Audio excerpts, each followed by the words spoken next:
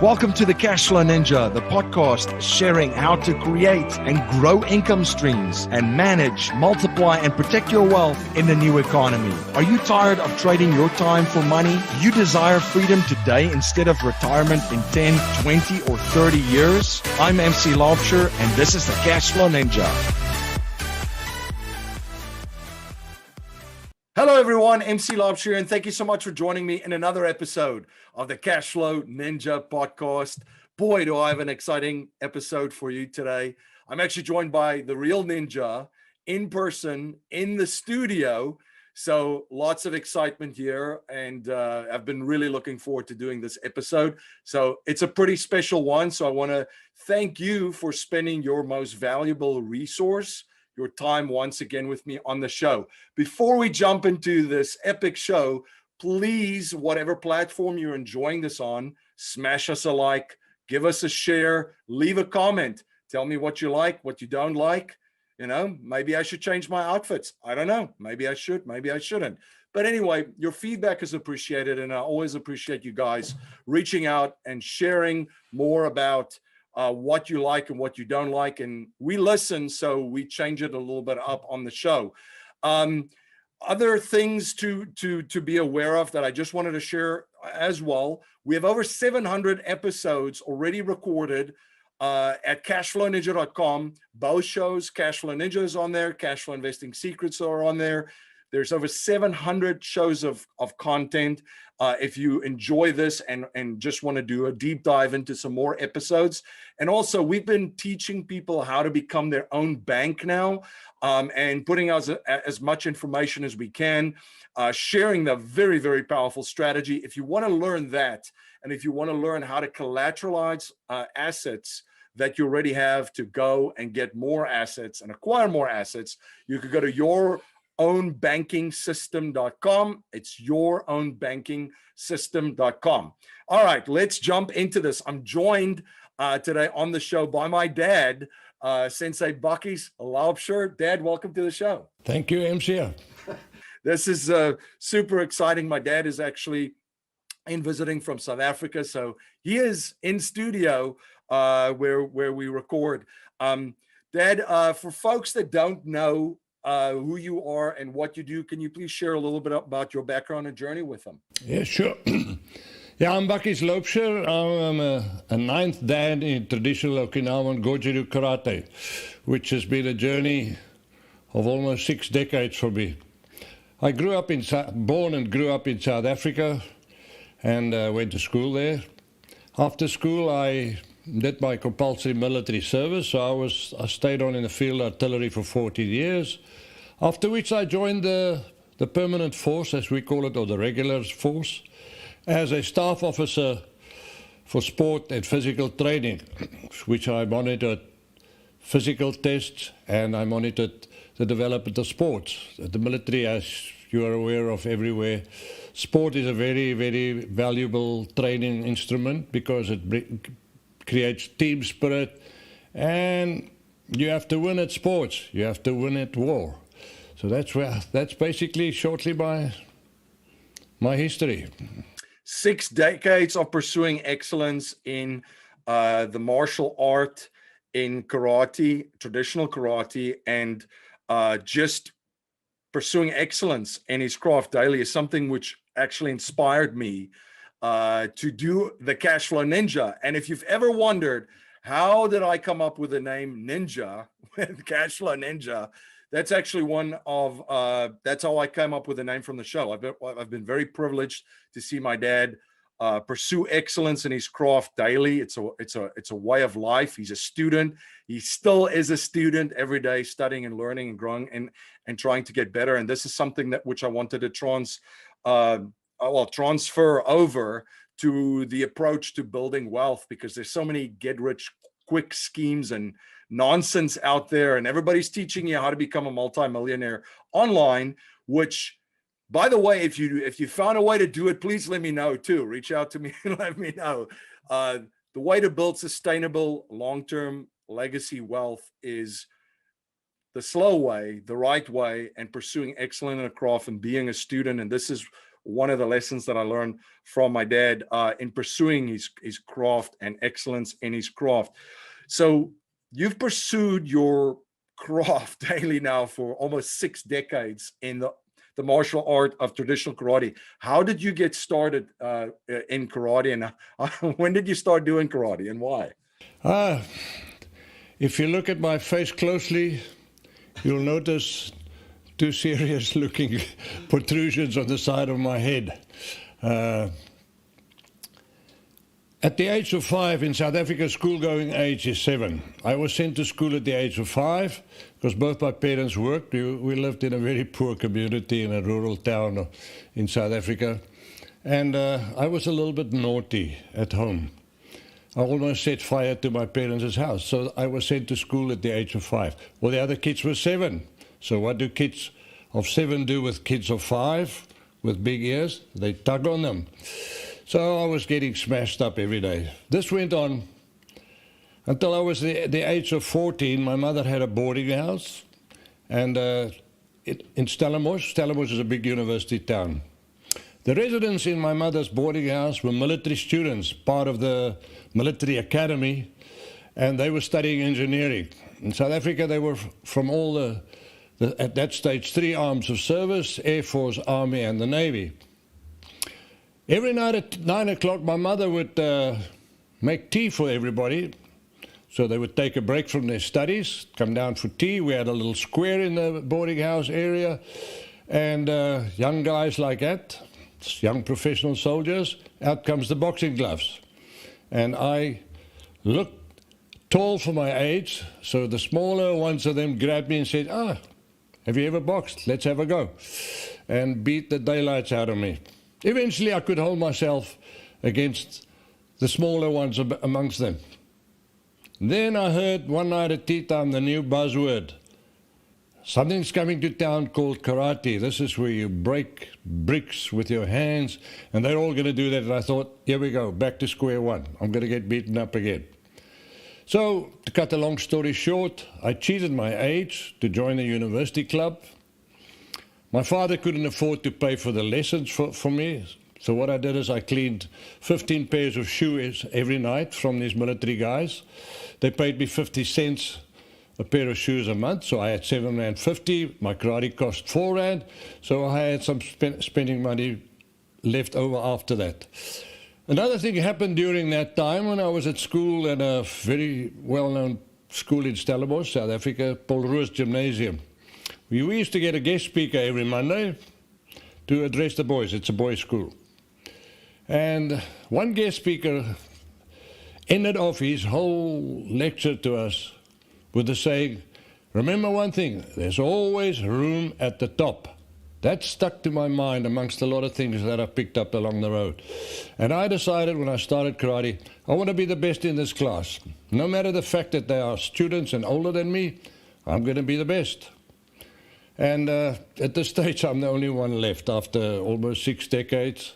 I'm the highest graded Westerner, 9th Dan, in traditional Okinawan Goju-ryu karate. There's a lot of 10th and 15th Dans floating around in the marketplace, but real traditional karate, not much. So that's basically my history. After school, as I said, I joined the military where I picked up a whole lot of managerial skills. It showed me to, along with karate, to have an open mind about things. If you want to survive, you have to think outside of the box. Yep, absolutely. And you've traveled and trained now in over, 28 plus countries for over 6 decades, pursuing excellence, many experiences, many characters that you've met, friendships made around the world. A great way to see the world. I want to talk a little bit about the mindset. And this is something I think that every single person in our community can learn from, the mindset of pursuing excellence. Because I've seen firsthand, there's so much discipline involved, which is obviously a core tenet of it. I've seen you do whatever it takes. It's a way of life. And there's a certain vision. So maybe you can share this mindset of pursuing excellence in your craft with our listeners and viewers. Okay, so karate, the traditional karate we do, it's not sports karate. So we do karate to survive. Karate had its origins in China. Karate had its origins in India. From India, it migrated to China. And the island of Okinawa had trade links with China for centuries. So from there it spread to Okinawa, from Okinawa eventually to Japan in the early 2025s. In survival, in the street, or in combat, there's no second place. There's no loser. The loser is dead. So karate is the same. So it's a holistic, you have to have an alert mind to be aware of things around you that might come around you, potential dangers, potential possibilities. So it's a constant awareness, mindset-wise. To be able to keep this mindset, you need the tools to handle this mindset, which is a strong, fit body, skilled in all the techniques that you can apply. And these techniques in karate, it's daily. You are not as good today as you were yesterday. You're as good today as you are today. I have a saying to my students, you're as good as your last practice session, not how good you were 20 years ago. So, the biggest underlying fundamental in any combat art or martial art especially is discipline. You need discipline to do what you have to do every day, not do what you want to do. There are nice things in karate that you can train, oh, nice, but there are very difficult things that are hard things that you have to do. So that's basically sums it up. Keeping this mindset, you cannot have scenarios defending yourself that were created 20 years ago, or 100 years ago, or 5 years ago. I read a very good saying that's also had an impact on me that says, you cannot do today's jobs with yesterday's tools and expect tomorrow's results. It's the same in karate. You have to stay current. The mindset, there's different attacks in the streets now. So your mindset has got to be, first of all, defensive, preventative. You don't go to places where you know you have a good chance to get attacked, assaulted. So that's your planning that you do ahead. Your defensive planning to do ahead. Okay? Your second thing is you always plan an escape route. If you can get out of the fight, if you can get away from that guy coming at you with a knife without having to block that knife, if you can somehow talk him out of it or get out of there, much better. There's a saying in Chinese karate especially, the best defense is non-defense. Don't be there when the attack comes. This all takes discipline. Discipline, discipline, discipline. You have to be ready 24/7 for when that moment comes. So for the last 6 decades almost, I've been pursuing this excellence daily. If I don't practice daily, my skills become blunt. So you have to keep current, you have to keep at it, otherwise you go back to being blunt. 6 decades wasted. And one of the things to do whatever it takes, and I'll get into that in a second too, but it's one of those things, the just a mindset that you just have to, if you have a vision and you are on a journey, you got to do whatever it takes to get better too.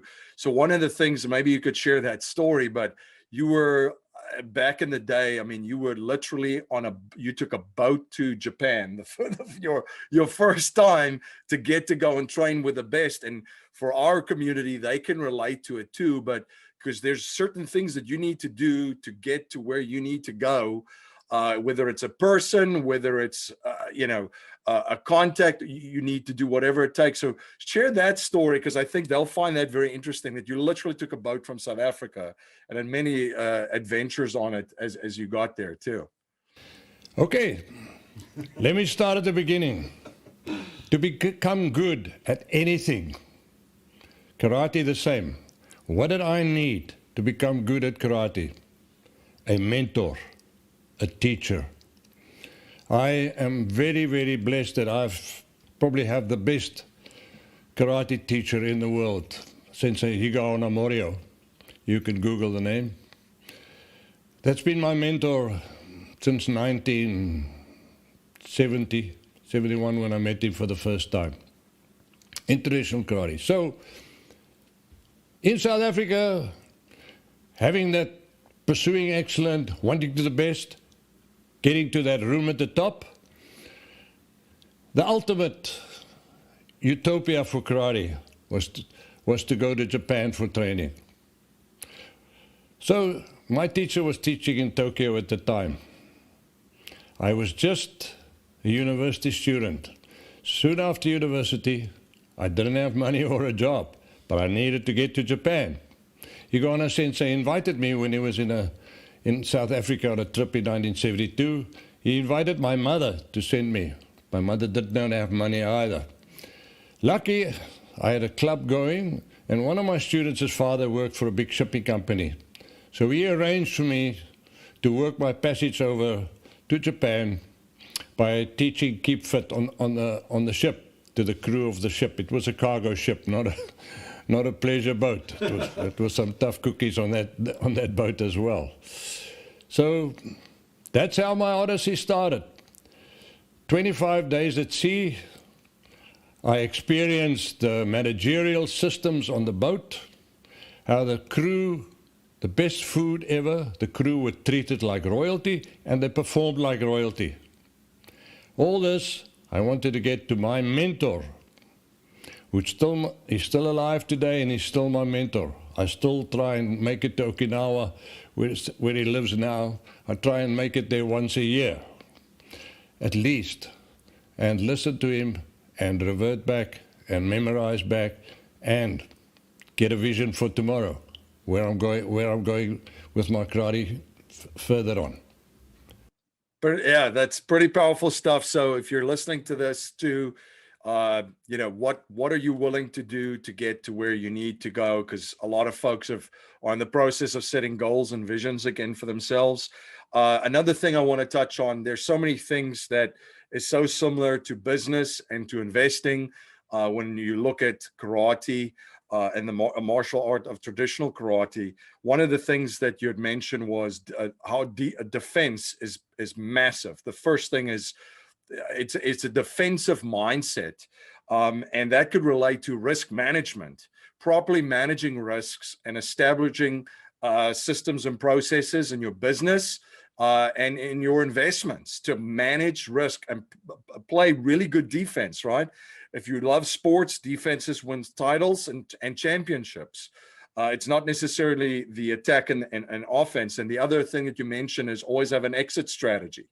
Always know how you're going to get out there. Have a getaway plan, which is huge in business. Having an exit strategy and investing, having an exit strategy. And once you've got the foundational pieces in place, that you have got a solid foundation, you've got proper risk management systems and processes in place, you have an exit. Now you can go on to the attack and actually retaliate. I remember when I was a young boy, my dad always said, the first thing that you got to do is make sure that you don't get punched in the mouth. Then you can protect yourself, in karate, and then you can actually go on to the attack. Anything that you want to add to what I just said there too, with the overall approach? I always teach my students, there's no such word as defense, okay? What I mean with that is the best defense is attack. You do not defend like this. You defend going forward. But it's got to be sensible. You've got to be aware of your defense. You have to have confidence in your defense. I guess it would be the same business-wise. You have to be aggressive in your defense, not just, nah, I'll buy tomorrow, maybe. You got to have defense. Put your defenses down. This is what I got to be careful of. This is what could happen, but let's go for it. I teach them in karate, if you block somebody else punching at you, you got to break his arm. That arm coming at you. You got to break that arm. That is defense. I always say there's no such thing as defense in business, in karate, or in marriage. You attack. You can use it as a weapon. Just think of all the great sports teams. You know, if you're listening to this, wherever you're listening to us from, you could probably think of all the great sports teams where they use their defensive systems as weapons to actually really destroy the opposition. I want to talk about leadership, because this is another thing that's part of the karate tradition and the karate way of life. And you have been in the military for how many years were you in the military? 35 years. 35 years in the military. A lieutenant colonel in the military. So in a top leadership position and leading a lot of people and divisions, and obviously being a leader of self and then a leader of many, many different folks that train with you. What are some of the biggest leadership lessons that folks can learn? Because right now, especially globally in the world, my goodness, do we need leadership? And it starts at home, right? Right. You have different styles of leadership. You have the autocratic style, you have participation style, etc., etc. A good leader is like an eagle. They don't flock together. You find them one at a time. In the current world that we live in, we are absolutely swamped with knowledge. Knowledge is not intelligence. What you know does not make you a good leader. Okay? To be a good leader, in one sentence, you got to walk the talk, not only talk the walk. You have to lead by example. That is, to me, the most powerful leadership. So, a leader, qualities, vision. The ability to think outside of the box. To think outside, the sky is the limit. No, it's not the limit. Okay? So the leader has got vision. He has to look at the whole scenario. Then he's got to refine it down to A or nay. And then he has to, if he knows the correct way ahead, the biggest problem, the biggest difficulty is the communication downwards to his members, to his followers, that to convince them that this is the way to go. To convince them, you need to ask them. You say that we have A, B, C choices. How do you guys see it? Your top management. Then you go down, they go down to the bottom management, etc., etc. So you get the inputs. And sometimes, from those inputs, you might change A back to B and B to A yourself. So that adaptability and flexibility is a very important component of being a good leader. Without flexibility, without vision, and at the end of the day, you've got to say, right, I've listened to everybody. This is the way we feel it, but my gut tells me maybe C is more important than B. That gut feel, that you don't get on Google. That comes with years of experience, burnt fingers, you paid your school fees. That's about what I can tell you about leadership. Walk ahead, not behind. I love it. And I love the, I always say that you should, if you want to learn from folks too, you want to follow leaders and follow people that eat their own cooking without throwing up. Walk the walk, talk the talk, and they have integrity. They do what they say and they say what they do. It's just not, a lot of fluff and a lot of nonsense, which we have plenty of that online. So there's enough of that online. So find folks that eat their own cooking without throwing up and that walk the walk and talk the talk. Adaptability is huge. The ability awareness is enormous. That's two things that really stand out already for me from this conversation today. One of the really cool things have been working with my dad and setting up a podcast, by the way, that I would highly recommend. I think you would find a lot of really, really golden nuggets in his podcast. It's The Pursuit of Excellence.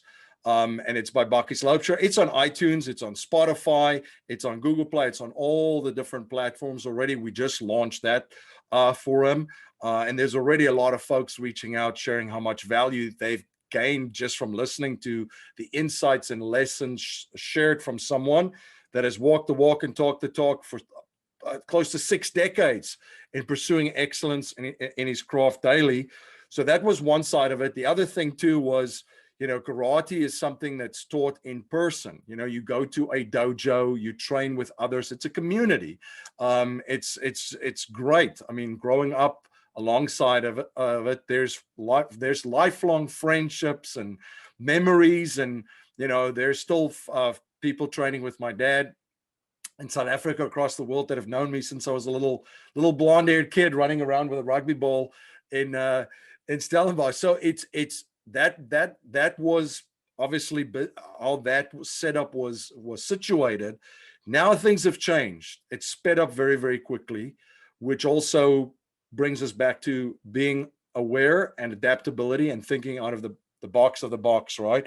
Which leads to the online world and taking things online. And I want to share one of the things before I get my dad's take on this too, that one of the things was to make a huge pivot and take things online. And this is he's done something a certain way for close to 6 decades. And it was making a pivot, making a change, and doing things online. He started, he just reached out to folks because basically, you traveled almost 8 to 10 countries a year, right? Yeah, and that was completely so. He couldn't travel at all. So what do? Is you reach out to folks, and he eventually did a training on Zoom and made that available. And there was a number of folks signing up from all around the world, which led to, where we're headed with an online platform where folks can train on demand globally and being part of this dojo. So it's taking a business that's completely in person. I guess you could call it a service business or a training or a fitness business, put it in that category, and moving it completely online and having that version of it too. Obviously having the in-person thing in South Africa where we live still, but online. So it's already been a great experience working with them and living through this, again, eating our own cooking without throwing up and moving things digitally. What are some of the biggest lessons you've learned from moving things from in person and moving it to the digital side, and some of the big, I would say, aha moments and pivotal moments of doing that? Okay, so first of all, karate, you had a personal teacher or a mentor. Mm-hmm. He would only teach you if he trusted you. The three core values of karate: teaching karate, traditional karate. Now remember, I'm going to teach you and show you stuff that you can kill me with.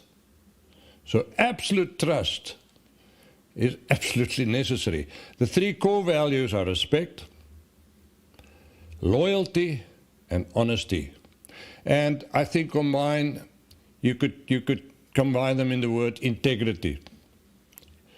Just to go back to traditional days, maybe about 80 years ago in Okinawa, if you wanted to learn karate, you would go to the master's house and introduce yourself, not yourself. You would need somebody to introduce you to the master.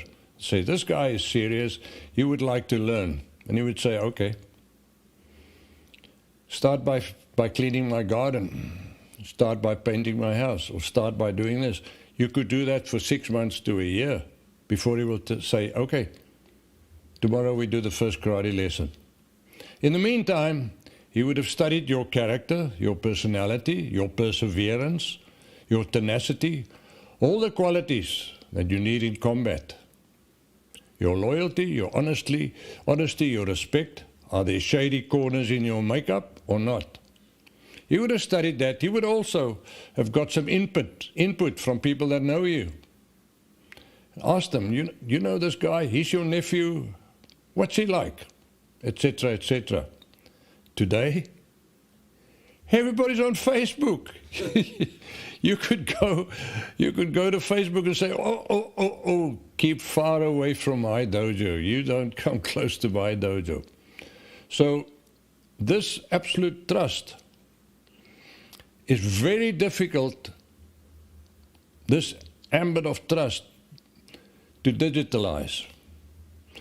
When I started the Zoom, forced by this bad bug that hit the world, last year we're at the moment in lockdown all over. When I started this, I started with my own students, and some of the countries that I've taught overseas asked to join, and they joined. So I know everybody. Up to this moment, I know everybody that gets online. I can only see the future of karate teaching being digital. At least 80% of the teaching is going to be digital. This is the world we're moving in. Yep. We've got cars riding around without drivers, and buses, and planes soon, and people without brains walking around the streets. I'm kidding. So the digital world it's like the internet, like everything, like the social media. If you do not use it controlled and disciplined, it could come back to bite you in the face. Okay? So going forward, I understand that there's a risk to going digitally online. So I'm putting mechanisms in place to make sure that I'm not teaching gangsters and bad people the knowledge that they can kill me with. It's a challenge. It's not as simple as it sounds. It's a challenge. But like I said, go and look on Facebook. Somebody applies to join my dojo. I said, okay, I'll get back to you in a day or two's time. Go on Facebook, and here you see all the good stuff. And you think, A or nay. That's what people don't understand. You're out there now. Okay? It's not inside.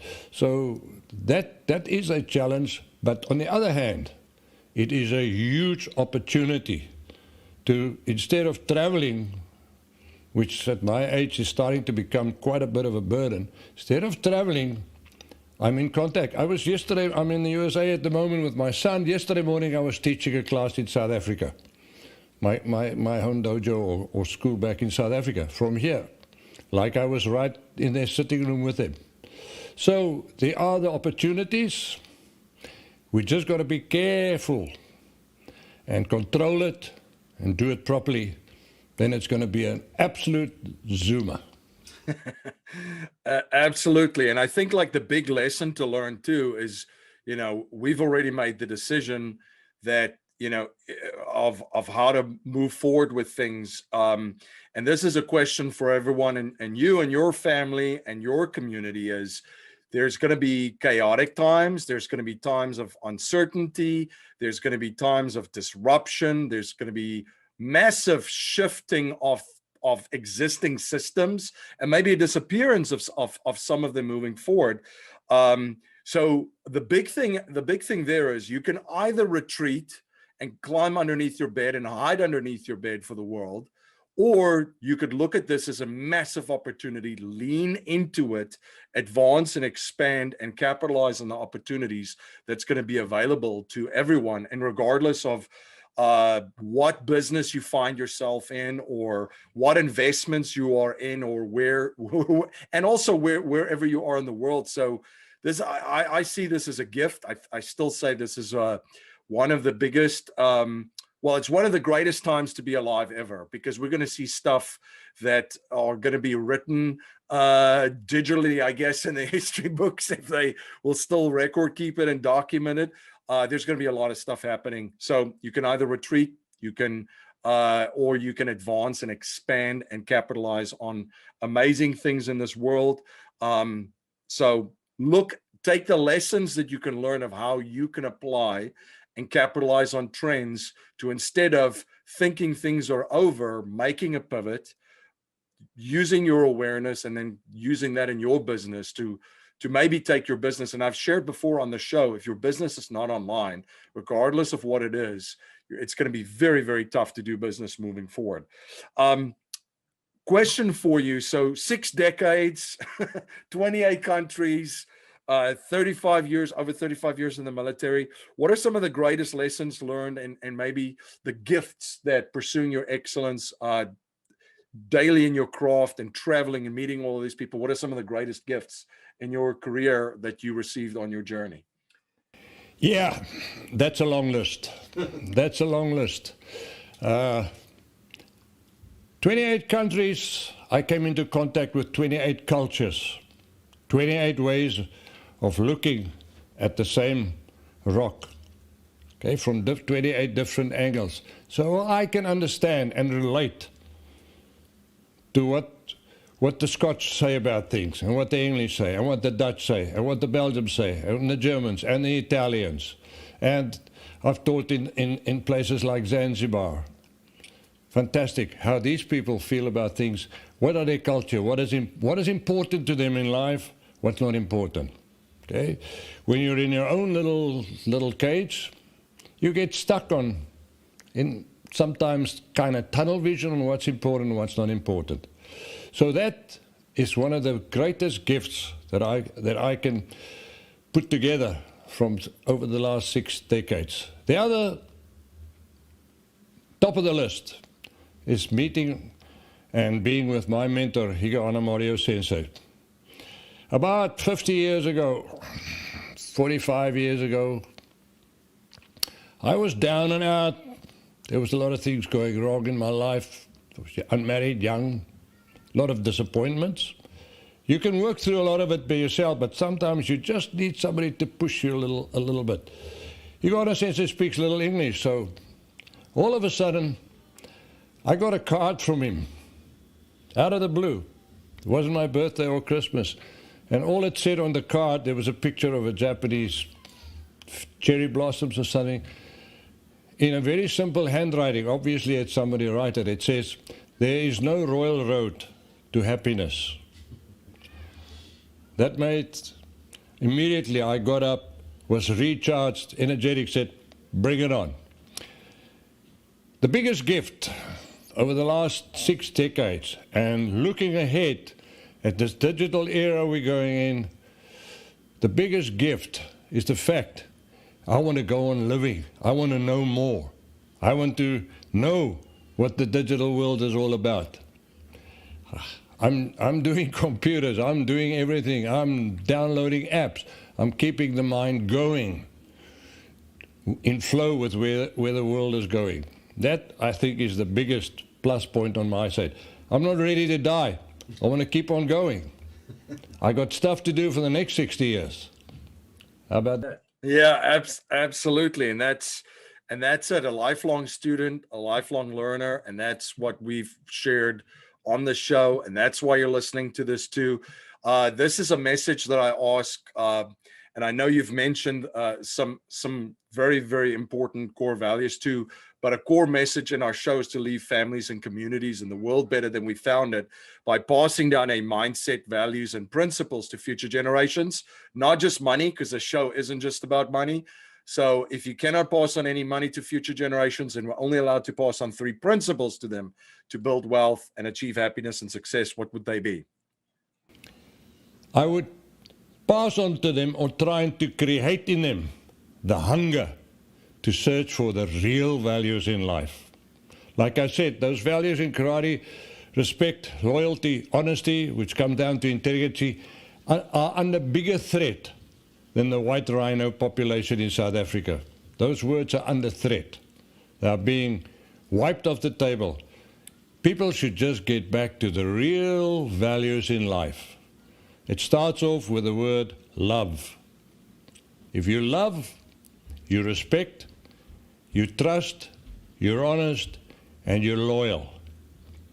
How about that? No, those are very, very powerful, and it's something that we could definitely apply, and it all starts in our own homes with our own families. And that's, again, we need, I've talked about leadership, like we need leadership at a time right now, and like no other. And it doesn't start anywhere else but inside your own home. And it starts with you. And the same thing with values is, how do you change the values of your community? You start by changing the values inside your house and going back to some of these core principles. So those are fantastic stuff. I want to share, just for everyone that's interested too, like I've shared it before, there's a podcast, the Pursuit of Excellence podcast by Bakkies Laubscher. It's on iTunes, it's on Spotify. That's one of the first areas that you can contact or learn more about what Sensei Bakkies Laubscher is up to. And then also website bakkieslaubscher.co.za, right? That's right. Perfect. Thank you. This has been a lot of fun. Thank you so much, Dad. The big guy, as I call him. Thank you so much for coming on the show and doing this. This is a special memory, so I've had a lot of fun doing this. My teacher, my mentor, has one saying which can be applied in all spheres of life. The Japanese saying, "Moichido." It means one more time. Do it one more time until you succeed. Love it. Thank you so much again for spending your most valuable resource, your time, with me on the show. One of the things that we're trying to do is reach as many people as we can to help them achieve self-reliance through education. So we've changed our mission slightly because there's so many different areas that folks can be self-reliant, and money's obviously been a massive focus here, and cash flow has been a focus. But there are many, many other ways that we're looking to provide this value to as many people as possible. So give us a share, like, please leave us a comment. If I need to shave, please let me know down below. Otherwise, you can find all of our resources and much, much more at cashflowninja.com. Until next time, live infinitely. This presentation is for educational and informational purposes only. The information being presented and considered does not consider your particular financial objectives or situation, and it does not make personalized recommendations. This material is not intended to replace the advice of a qualified tax and legal advisor or other qualified professionals, and you should not use the information in place of a customized consultation with a licensed professional regarding your specific personal financial objectives, situation, and needs. We believe the information provided is reliable, but we do not guarantee its accuracy